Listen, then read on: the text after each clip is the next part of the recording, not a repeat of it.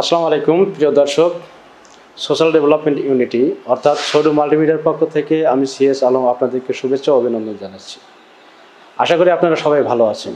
প্রিয় দর্শক, আপনারা জানেন সোশ্যাল ডেভেলপমেন্ট ইউনিটি অর্থাৎ সৌর মাল্টিমিডিয়া সুশীল সমাজ, দক্ষ ও অভিজ্ঞ নাগরিক গঠনের সহায়ক ভূমিকা পালন করার লক্ষ্য উদ্দেশ্য নিয়ে কাজ করে যাচ্ছে।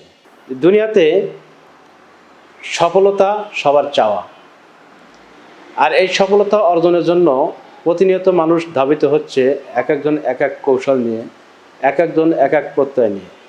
এরই ধারাবাহিকতায় আমরা আজকে আসছি এমন এক ব্যক্তির কাছে যিনি বাংলাদেশের একজন সফল ব্যক্তি।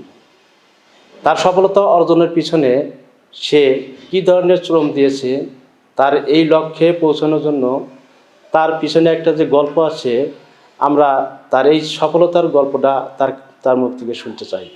তো প্রিয় দর্শক, চলুন যাই আমার সেই স্যারের কাছে। শ্রদ্ধেয় স্যার ডাক্তার আলী জাবেদ, উনি MBBS Dhaka sir Salimullah medical college ও মিডফোর্ড হাসপাতাল থেকে উনি মেডিসিন বিভাগে এমবিবিএস করেছেন। প্লাস উনি ঢাকা ওয়াসার মতো একটা স্বনামধন্য প্রতিষ্ঠানের সিনিয়র মেডিকেল অফিসার হিসাবে কর্মরত আছেন এবং ঢাকা ওয়াসার মেডিকেল সেন্টারের বিভাগীয় প্রধান হিসেবে উনি দায়িত্ব পালন করছেন। প্রিয় দর্শক, যাই সেই শ্রদ্ধেয় স্যার ডাক্তার আলী জাবেদ মহোদয়ের সেই সফলতার গল্প শোনা যায় তার মুখ থেকে। স্যার, আসসালামু আলাইকুম। ওয়ালাইকুম আসসালাম। স্যার, যদি সংক্ষিপ্তভাবে আপনার পরিচয়টা একটু দেন। আমি ডক্টর মোহাম্মদ আলী জাবেদ। আমার জন্ম ঢাকা শহরে 1967 সালে এবং ওল্ড ঢাকায়। আমি এসএসসি প্রথমে আমি আমার বাড়ির পাশে স্কুল জুবিলি স্কুল, সেখানে ভর্তি হই এবং সেখান থেকে আমি 1982-তে 1982 সালে আমি এসএসসি পাস করি এবং আমি তখন স্টার মার্ক হোল্ড করি। ওখান থেকে এসএসসি পাস করার পরেই আমি ভর্তি হই ঢাকা কলেজে। ঢাকা কলেজ থেকে আমি 1984 সালে এইচএসসি পাস করি এবং সেখানেও আমি স্টার মার্ক হোল্ড করি। তারপরে আমি ভর্তি হই স্যার সলিমুল্লাহ মেডিকেল কলেজে। আমার ইচ্ছা ছিল যে মেডিকেল সেক্টরে সাহায্য করার জন্য। তবে এই ইচ্ছাটা আমার আরও পরে আসছে, আগে আমার অন্য ইচ্ছা ছিল যে সেটা যদি কখনো বলতে সুযোগ পাই আমি বলবো। প্রথমে আমার ইচ্ছা ছিল ডাক্তার হব, বাধ্যক্রমে হয়ে গেছে। যাই হোক, আলহামদুলিল্লাহ। তো আমি স্যার সলিমুল্লাহ মেডিকেল কলেজ থেকে আমি 1992-তে আমি মেতে আমি এমবিবিএস ফাইনাল প্রফেশনাল এক্সামিনেশনে পাস করি এবং মোটামুটি বেশ কৃতিত্বের সাথে পাস করি। ওখান থেকে এমবিবিএস পাস করার পরে আমি মিডফোর্ড হসপিটালে 1 বছর ইন্টার্নশিপ করি এবং সেখানে 1 বছর ইন্টার্নশিপ শেষ করার পরে আমি বিভিন্ন ক্লিনিকে আমার প্র্যাকটিক্যাল এক্সপিরিয়েন্স গ্যাদার করার জন্য আমি কাজ করি এবং আমি সরাসরি রোগীর এবং জনগণের ফেসে যাই, ফেস টু ফেস তাদেরকে আমি সেবা করার চেষ্টা করি এবং ইতিমধ্যে আমার একটু একটু করে অভিজ্ঞতা সঞ্চয় হয়। পরবর্তীতে আমি এই অভিজ্ঞতাকে কাজে লাগিয়ে আমি আলহামদুলিল্লাহ যে আমি ঢাকা ওয়াসাতে অ্যাপ্লিকেশন করি জবের জন্য এবং সেই জবে আমি আমার যারা কম্পিটিটর ছিল আমি সবার মধ্যে থেকে আলহামদুলিল্লাহ ফার্স্ট হয়ে আমি ঢাকা ওয়াসাতে মেডিকেল অফিসার হিসাবে আমি যোগদান করি। বর্তমানে আমি ঢাকা ওয়াসাতে আসি এবং ঢাকা ওয়াসা মেডিকেল সেন্টারের সিনিয়র মেডিকেল অফিসারের পোস্ট হোল্ড করছি, যদিও তারপরে এই পোস্টটা হলো চিফ মেডিকেল অফিসারের ইকুইভ্যালেন্ট। এবং আমি অত্যন্ত আলহামদুলিল্লাহ অত্যন্ত সম্মানের সাথে এবং অত্যন্ত সফলতার সাথে আমি আমার দায়িত্ব পালন করছি বলে আমার কাছে মনে হচ্ছে। এ ব্যাপারে আমি কৃতজ্ঞ আমার আল্লাহ তাআলার কাছে। আল্লাহ তাআলা আমাকে এ পর্যন্ত যে পর্যায়ে নিয়ে এসেছেন, আমি আলহামদুলিল্লাহ আমি খুব সুখী। স্যার, আমরা যদি বলি এই যে আপনি আপনার জীবনের লক্ষ্য নির্ধারণ করেছেন, সেই অনুযায়ী আপনি চেষ্টা করছেন।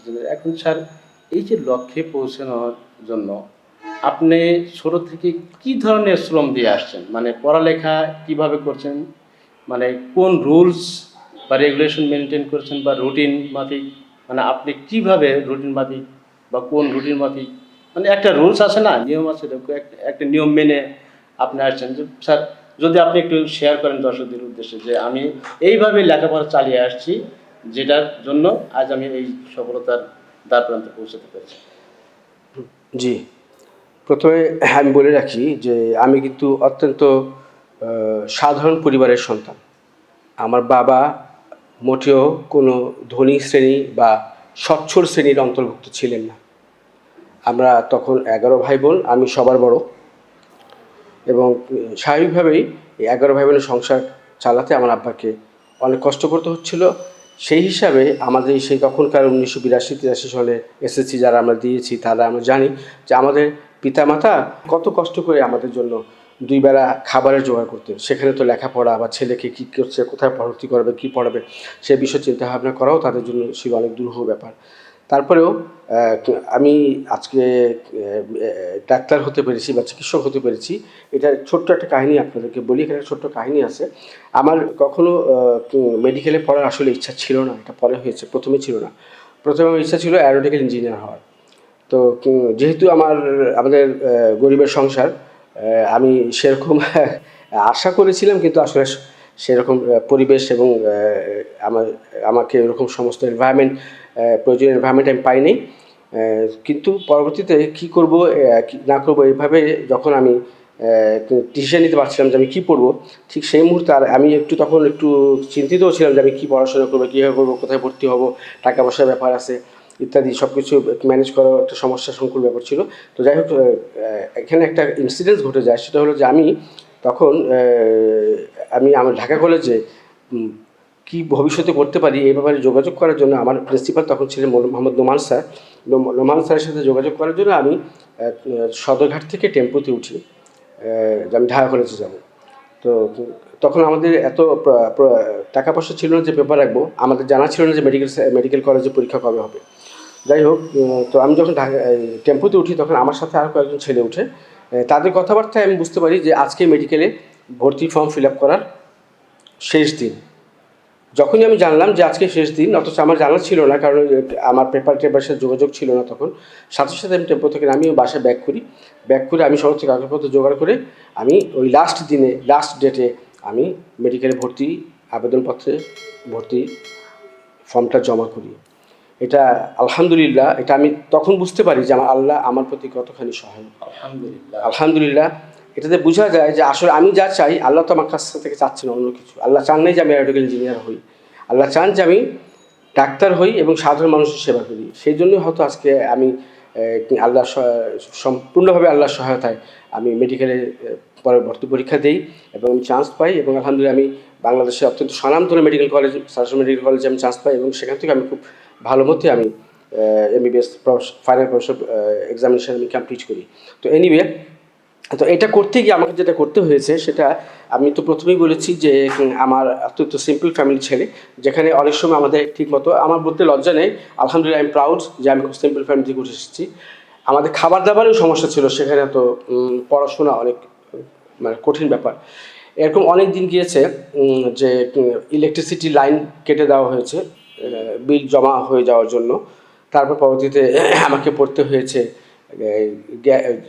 লাইট পোস্ট বাসার পাশেই সাথে একটা লাইট পোস্ট ছিল, ওই মেন গেটে দাঁড়িয়ে আমি লাইট পোস্টে আলো এরকম পড়াশোনা করেছি। কারণ আমার ইচ্ছা ছিল যে যেটাই হোক, আমার যেহেতু অভাবের সংসার, আমাদের এটা অভাবটা ভালো লাগছিল যে আমাকে একটা কিছু করতে হবে, আমাকে অন্তত চেষ্টা করতে হবে। মানে এই অভাবটা আমাকে স্টিমুলেট করেছে, আমাকে আমার অভাবটা স্টিমুলেট করেছে টু গেইন সামথিং। এবং আলহামদুলিল্লাহ সেখানে আমার সম্পূর্ণ চেষ্টা ছিল, আর ছিল আল্লাহ তাআলার সহায়তা, যার ফলে দুইটা কম্বিনেশনে আমি যতটুকু হয়েছে, যদি আমি বলি না আমি সফল, আমার চেয়ে অনেক সফল বন্ধুবান্ধব আমার সাথে আছে, আমি সেরকম কিছুই না, বাট তারপরে আমার যে ক্ষমতা ছিল সেই ক্ষমতা অনুযায়ী আমি মনে করি আলহামদুলিল্লাহ আই ডিড এ লট। আলহামদুলিল্লাহ আমি অনেক কিছু করতে পেরেছি এবং আই এম স্যাটিসফাইড। আমাদের সময় যারা এসএসসি পরীক্ষা দিয়েছিলেন তারা অনেকে জানেন, তখন একটা ইংলিশে লিটারেচার একটা বই, একটা কবিতা ছিল আলেকজান্ডার পোপের, হ্যাপি দ্য ম্যান। ওই হ্যাপি দ্য ম্যান কবিতাটার মূল বক্তব্য ছিল যে who is a happy man. ওখানে সারমর্ম যেটা উঠে আসছে যে happy man is he who is satisfied with what he has. তার যা আছে সেটা নিয়েই যে সন্তুষ্ট, হি ইজ হ্যাপি। হ্যাঁ, এবং আমি আলহামদুলিল্লাহ আমি এখন যা আছি আমি সেটা নিয়ে আমি খুব সুখী, আমার আল্লাহ আমাকে যথেষ্ট দিয়েছেন। তবে এটা করতে গিয়ে আমি যেটা মনে করি যে লক্ষ্য যদি আপনি স্থির করেন যে আমি একটা কিছু করব, আমি আমার ফ্যামিলির জন্য কিছু করব, আমি আমার জন্য কিছু করব, আমি আমার সমাজের জন্য কিছু করব, আমি আমার দেশের জন্য করব, এই গোলটা এই লক্ষ্যটা যদি স্থির থাকে তাহলে কোনো বাধাই সামনে এসে দাঁড়াতে পারে না। কি বাধা আসবে? কোনো বাধা আসবে না। যে বাধা আসবে সেটাকে ওভারকাম করার ক্ষমতা আল্লাহ আপনাকে দিয়ে দিয়েছে, এটা মনে রাখবেন।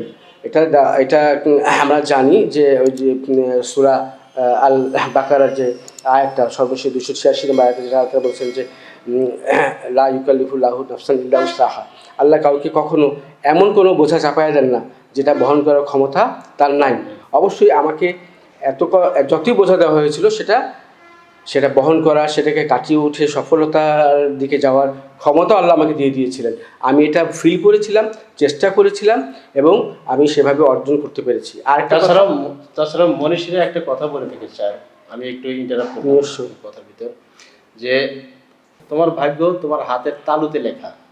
তুমি যদি বলো যে আমি আমার ভাগ্য পরিবর্তন করতে পারবো, তাহলে তুমি পারবে। আর তুমি যদি মনে করো যে আমার ভাগ্য আমি পরিবর্তন করতে পারবো না, তাহলে তুমি পারবে না। তার মানে বলা হয়েছে যে আমার হাতকে আমি যেভাবে কাজে লাগাবো, ঠিক আমার ভাগ্য অনুরূপ ভাবে পরিবর্তিত হবে। আমি এটা মনে করি যে আপনার কথাটা সঠিক। আর সবচেয়ে এখানে ইম্পর্টেন্ট কথা হলো, আপনি আপনার জন্য চেষ্টা করবেন, সাধ্যমতো চেষ্টা করবেন, আপনার চেষ্টার জন্য কোনো ত্রুটি না থাকে। আপনাকে পড়াশোনার ব্যাপারে, খাওয়া দাওয়ার ব্যাপারে, স্বাস্থ্য ভালো রাখার ব্যাপারে যা যা করার দরকার আপনি আপনার জন্য সাধ্যমতো চেষ্টা করবেন। তারপরে আপনার কপালে যেটা লেখা আছে সেটাই হবে। আপনি এটা নিয়ে মন খারাপ করবেন না। তবে ভবিষ্যতে যাতে এরকম কোনো কিছু কারো মনে না হয় যে আমি যদি আরেকটু চেষ্টা করতাম তাহলে আমি যেন আরও ভালো করতে পারতাম। আপনার মনে যেন কখনো এই ফিলিংসটা না হয় যে আমার চেষ্টায় ল্যাকিংস ছিল, আমার সাধনার মধ্যে ফাঁকিবাজি ছিল, এই জিনিসটা যেন না হয়। আপনি আপনার সাধ্যমতো চেষ্টা করেন। আমি আমার সাধ্যমতো চেষ্টা করেছি। যেমন আমি মনে করেন যে পরীক্ষার আগে আমি রুটিন করে নিতাম যে ফাইনাল পরীক্ষা, আমি এই পর্যন্ত আল্লাহর রহমতে স্কুল লাইফের প্রতিটা পরীক্ষা ফার্স্ট হয়েছি। যাই হোক, আমি রুটিন চকট করে নিতাম যে আজকে আমি যে পরীক্ষাগুলো শেষে হতো সেই সাবজেক্টগুলো আমি প্রথম দিকে পড়ে নিতাম। যেমন ফিজিক্স, কেমিস্ট্রি, ম্যাথমেটিক্স এগুলো শেষের দিকে হয়তো সাধারণত, সেগুলো আমি প্রথম দিকে কমপ্লিট করে দিতাম। এবং তারপর যেগুলো প্রথম দিকে হবে যেমন বাংলা, ইংলিশ, জেনারেল ম্যাথ, এগুলো শেষের দিকে আমি নিয়ে আসতাম। এবং আমি যেটা করতাম সেটা হলো যে সাপোজ আমি পরীক্ষার আগে আমি 20 দিন হাতে সময় পেলাম, এই 20 দিন আমাকে পড়তে হবে। আমার সাবজেক্ট হলো 10টা, তাহলে প্রতিটা সাবজেক্টের জন্য আমি 2 দিন করে পাবো। সেখানে আমি কী করতাম, প্রতিটা সাবজেক্টের জন্য আমি 1.5 দিন করে ব্যয় করতাম। ফিজিক্সের ফার্স্ট পেপারের জন্য 1.5 দিন, কেমিস্ট্রি 1.5 দিন, এরকম আমি 1.5 দিন করে ব্যয় করতাম। লাস্টে হাতে আমার 3-4 দিন এক্সট্রা থাকতো, যেটাতে আমি ওই যে পড়তে গিয়ে আমার যে সাবজেক্টগুলোতে মনে হয়েছে যে আমি এটাতে দুর্বল, সেই সময়টা আমি ওইখানে ব্যয় করতাম। Good idea. হ্যাঁ, এটা আমি ওইখানে ব্যয় করতাম এবং এটা আমার খুব কাজে লাগছে। আর একটা জিনিস যে পড়াশোনার ব্যাপারটা আসলে এমনভাবে করা উচিত যেটা মন থেকে, যে আমাকে পারতে হবে, আমাকে করতে, এই মেন্টালিটি, আমি পারবো না, আমি করবো না, আমার কোনো হবে না, এই মেন্টালিটি নিয়ে পড়াশোনা বা কোনো কিছুই হয় না। আমি পারবো, আমাকে না পারার মতো আমার মধ্যে কিছু নেই। আমার মাথায় ব্রেন আছে, আল্লাহ আমাকে দিয়েছে ব্রেন, শুধু আমি পারবো। হ্যাঁ, চেষ্টা করতে হবে। হয়তো কেউ বেশি চেষ্টা করে, কেউ কম চেষ্টা করে, আপনাকে হয়তো বেশি চেষ্টা করতে হবে। করবেন, অসুবিধা কী, করবেন, অবশ্যই আপনি করবেন। এবং আপনি যদি আপনার গোলটা স্থির রাখেন যে আমি একটা কিছু করবো, আমাকে একটা কিছু হতে হবে, তবে ইনশাআল্লাহ অবশ্যই আপনি আরও ভালো কিছু হবেন। জি, আমি এটা মনে করি। থ্যাংক ইউ স্যার আপনার মূল্যবান বক্তব্যের জন্য। স্যার, আমি লাস্টে আপনার কাছে একটু জানতে চাবো, আমাদের সোশ্যাল ডেভেলপমেন্ট ইউনিটি অর্থাৎ সলি মাল্টিমিডিয়ার অনেক দর্শক আপনার এই সাক্ষাৎকার দেখবে স্যার। তো স্যার, আমাদের ভবিষ্যৎ প্রজন্ম, মানে আমাদের এই যে উঠতি বয়সে পোলাপান যারা এখন স্কুল ভার্সিটিতে লেখাপড়া করতেছে, তারা নিজেদেরকে কোন স্টেজে দেখতে চায় এটা তারা নির্ধারণ করতে পারছে না। মানে আপনার অভিজ্ঞতা থেকে আপনি কি স্যার তাদেরকে একটা মেসেজ দিতে চান, বা আপনি তাদেরকে একটা মেসেজ দিবেন কি যে তোমরা তোমাদের গোল এইভাবে নির্ধারণ করো, আর তদনুরূপ এরকম একটা কৌশল অবলম্বন করে তোমরা আগায় যাও, তাহলে তোমরা সফলকাম হবে? আসলে সময়ের সাথে সাথে সব কিছু পরিবর্তন হয়। আমরা যে শিক্ষা ব্যবস্থা পড়াশোনা করেছি, এখন শিক্ষা ব্যবস্থা নাকি সেরকম না, আমি যদিও জানি না এখন শিক্ষা ব্যবস্থাটা কীরকম হচ্ছে, তবে যতটুকু শুনি যে আগেকার মতো নেই। তো যাই হোক, আমি মনে করি যে প্রথমত ফ্যামিলির বন্ডেজ ভালো হতে হবে। আপনি যে পিতামাতার সন্তান, সেই পিতামাতার প্রতি আপনার ভালোবাসা থাকতে হবে, তাদেরকে রেসপেক্ট করতে হবে এবং আপনার কাছে তারা কি চায় সেটা বুঝতে হবে, তাদেরকে সন্তুষ্ট করতে হবে, তাদেরকে সম্মান করতে হবে, তাদেরকে ভালোবাসতে হবে। এবং তাদেরকে ভালোবাসতে গিয়ে আপনাকে যেভাবে নিজেকে বিল্ড আপ করতে হয় সেইভাবে আপনি বিল্ড আপ করবেন। মনে রাখবেন, একটা সন্তানকে বাবা মার চাইতে বেশি কেউ ভালোবাসে না, কেউ না। সুতরাং আপনার বাবা মার যে কোনো অ্যাডভাইস আপনি অবশ্যই মানবেন। এটা হয়তো তখনকার সময়ে আপনার খারাপ লাগতে পারে, কিন্তু আসলে এটাই আপনার জন্য ভালো, এটা আপনি পরে বুঝবেন। আর জীবন চলার পথে এখন যেরকম কিছু কিছু বদভ্যাস আমাদের হয়ে যাচ্ছে, যেমন আমার অনেক ছেলে মেয়েদেরকে আমি দেখি মোবাইল তাদের নিত্যসঙ্গী হয়ে গিয়েছে। Try to avoid this set, try to avoid this mobile. এই মোবাইল আপনার আসলে নামটা মোবাইল, কিন্তু আপনার মোবিলিটি নষ্ট করে দিচ্ছে। এটাকে আপনি এটা ভাববেন না যে this is doing good for you, no, this is nothing doing good for you. বরং এটা আপনাকে আস্তে আস্তে ইমোবাইল করে ফেলছে, সমাজ থেকে আলাদা করে ফেলছে, আপনার বাবা মা থেকে আলাদা করে ফেলছে, আপনার স্কুল থেকে আলাদা করে ফেলছে, আপনার বন্ধুবান্ধব থেকে আলাদা করে ফেলছে, আপনাকে আইসোলেট করে ফেলছে। সেটা আপনার ভবিষ্যৎ লেখাপড়ার ক্ষেত্রে প্রচণ্ড প্রভাব ফেলবে। মোবাইল একটা প্রয়োজনীয় আইটেম কাদের জন্য? শুধু পড়াশোনার জন্য আপনার যতটুকু দরকার ততটুকু ইউ ক্যান ইউজ ইট। এর চেয়ে বেশি মোবাইল কোনো একটা শিক্ষার্থী ইউজ করবে, এটা আমি বিশ্বাস করি না, আমি মনে করি না। এবং আমি আমার সহযাত্রী পিতামাতাদেরকে বলবো, আপনার সন্তানদেরকে 18-র পূর্বে পার্মানেন্টলি কোনো মোবাইল দিবেন না। মোবাইল তাদের জীবন থেকে অনেক কিছু নষ্ট করে দিবে। আর তাদেরকে খুব প্রয়োজন ছাড়া বাইরে যেতে দিবেন না। বাইরে এনভায়রনমেন্ট অনেক ক্ষেত্রেই সন্তানরা অ্যাডাপ্ট করতে পারে না, তারা মিসগাইডেড হয়ে যায়। বাইরে ছেলে মেয়ে ভালো মন্দ পুরোপুরি না বোঝা পর্যন্ত তাদেরকে সহজে বাইরে যেতে দিবেন না। আর ঘরে পিতামাতা আপনারা যারা আছেন, আপনার সন্তানদের প্রতি টেক কেয়ার করবেন, যে আপনার সন্তান কার সাথে মিশছে, কি খাচ্ছে, কীভাবে সে সময় ব্যয় করছে, এগুলো দিকে খেয়াল করবেন। এক চোখ সবসময় সন্তানের দিকে রাখবেন। আপনি যখন সন্তানের সেবা যত্ন লালন পালন করতে পারেন, তেমনি তার ভবিষ্যৎটা বিল্ড করে দেওয়ার দায়িত্ব আল্লাহ তাআলা আপনাকে দিয়েছেন। সেই দায়িত্বটাকে আপনি অবহেলা করলে চলবে না। আর আমি যেমন আমার একটা উদাহরণ দিতে চাই। আমি যেটা চেয়েছিলাম যে আমি অ্যারোনটিক্যাল ইঞ্জিনিয়ার হব, কিন্তু টাকা পয়সা স্কারসিটির কারণে আমি তো সেরকম কিছু করতে পারিনি। তবে আলহামদুলিল্লাহ আমি আমার স্বপ্নটা সফল করেছি। আমার বড় সন্তান সে এখন অ্যারোনটিক্যাল ইঞ্জিনিয়ার। স্যার, শেষ প্রশ্ন হলো, স্যার আমাদের সোশ্যাল ডেভেলপমেন্ট ইউনিটি অর্থাৎ শোরুম মাল্টিমিডিয়া এই যে সকল ব্যক্তিদের সাক্ষাৎকার গ্রহণের মাধ্যমে জাতিকে একটা মেসেজ দিয়ে যাচ্ছে যে তোমরা তোমাদের নিজেদেরকে গড়ার জন্য প্রস্তুতি নাও। সেই প্রস্তুতির কেমন হবে একজন সফল ব্যক্তির কাছ থেকে তুমি জেনে নাও। এই যে সফল ব্যক্তির বক্তব্য, যে তার সফলতার যে একটা গল্প আপনাদেরকে শোনালাম, দর্শকদেরকে শোনালাম, এখান থেকে তোমার পছন্দ নিয়ে একটা বক্তব্য তুমি বেছে নাও। এই যে আমরা একটা মেসেজ দিলাম। তো শেষ কথা হলো স্যার, এই যে ছোট মাল্টিমিডিয়া যে কাজটা করে যাচ্ছে কেমন লেগেছে স্যার? ছোট মাল্টিমিডিয়ার এই কার্যক্রম সম্পর্কে যদি স্যার ছোট্ট করে একটু মতামত। আসলে সমাজকে এগিয়ে নেওয়ার জন্য দায়িত্ব সবার। যে যার অ্যাঙ্গেল থেকে সমাজের জন্য চেষ্টা করবে, সমাজকে ভালো মতো বিল্ড আপ করার জন্য। এদিকে আপনি সম্পূর্ণ একটা ভিন্ন আঙ্গিকে, একটা সম্পূর্ণ ভিন্ন একটা অ্যাঙ্গেলে আপনি এগিয়ে এসেছেন সমাজকে কিছু দেওয়ার জন্য। This is really impressive. এবং মোবাইলের যে বা নেটের যে ভালো দিকও আছে, এটা আপনি আপনার এই কর্মসূচির মাধ্যমে তুলে ধরতে পারছেন। এই কর্মসূচির মাধ্যমে আমি মনে করি যে আমাদের সন্তানেরা অত্যন্ত ইন্সপায়ার্ড হবে, তাদের বাবা মারাও অত্যন্ত ইন্সপায়ার্ড হবে। ফলে আমাদের সন্তানরা একটা ভালো জাতি, একটা ভালো দেশ, একটা ভালো সমাজ আমাদেরকে দিতে পারবে। এবং আমাদের পিতামাতারাও বুঝতে পারবে যে সন্তানদেরকে কিভাবে তাদের জন্য তারা সময় ব্যয় করবে। এবং এই যে সর্বোপরি আপনারা যে উদ্যোগটা নিয়েছেন, এই শোরুম মাল্টিমিডিয়া আপনারা যে উদ্যোগটা নিয়েছেন, সেটা আই এম রিয়েলি ইমপ্রেসড। এবং আমি খুব স্যাটিসফাইড যে এরকম কোনো প্রতিষ্ঠান এর আগে এগিয়ে এসেছে বলে আমার জানা নেই। What you have done for the society, I really appreciate it, and it is very much, it will be regarded as the milestone in the history of social development, I think. Thank you sir, thank you very much আপনার মূল্যবান বক্তব্য দেওয়ার জন্য এবং আমাদের এই showroom মাল্টিমিডিয়ার কে সহযোগিতা করার জন্য আপনাকে অনেক অনেক ধন্যবাদ।